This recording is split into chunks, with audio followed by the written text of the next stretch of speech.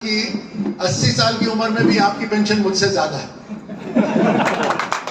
सम्मान के साथ इतना बैंक में पैसा आ रहा है कि आप सब जो कम उम्र में सेना को छोड़कर आए हो, क्योंकि सेना का रिवाज ये है, सेना का तरीका ये है कि सेना को युवा रखने के लिए आपको सेना की सर्विस कम उम्र पर छोड़नी पड़ती है, लेकिन प्रधानमंत्री मोदी जी ने उसका सम्मान करा और आपको 1 रैंक 1 पेंशन देकर आज आर्थिक रूप से मजबूत करा।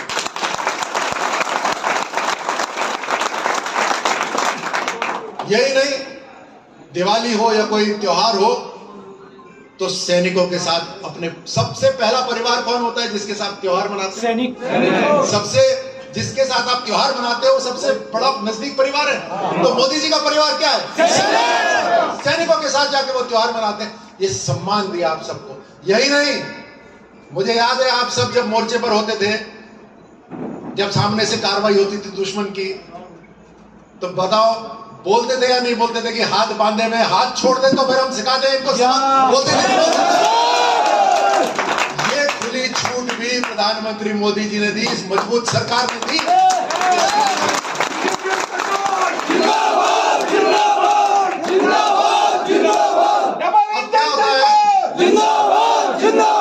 अब क्या होता है, ये बात मैं आपको एक पर्सनल आपके भाई की तरह, आपके साथी की तरह बता रहा हूं, क्योंकि हमने जो कसम खाई है वो कसम की कोई एक्सपायरी डेट नहीं है।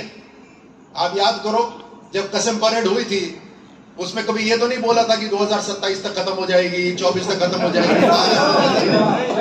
कसम खाई तो जीवन भर कसम खाई। और हमारे देश के ऊपर अलग अलग नए नए तरीकों से हमले हो रहे हैं। आजकल आपने देखा भी जो रिसेंट युद्ध, कुछ दिनों का युद्ध हुआ, अलग युद्ध था, बड़ा आधुनिक युद्ध था। आप देख रहे हो कि रशिया यूक्रेन का युद्ध किस तरह से हो रहा है। और आप ये भी देखो कि किस तरह से इजिप्ट के अंदर सरकारें बदल दी, बांग्लादेश। समझो कि देश के ऊपर नए नए तरीकों से हमला हो रहा है। और कितने लोग हैं ऐसे जो अनुशासित होकर एक सैनिक के रूप में काम कर सकते हैं? आप तो हैं ही, समाज में और भी लोग हैं, लेकिन आप तो कन्फर्म्ड सोल्जर्स हो, कन्फर्म्ड सैनिक हो। तो आज टीचर का रूप लेने के बावजूद भी इस बात को नहीं भूलना कि लोग बांटने की कोशिश करते हैं। लोग मतलब दूसरे देश, दुश्मन बांटने की कोशिश करते हैं। कभी नहीं बंटना, सैनिक ही रहना, हमेशा पूरे देश को एकजुट रखना है। और यही बात सिखानी है।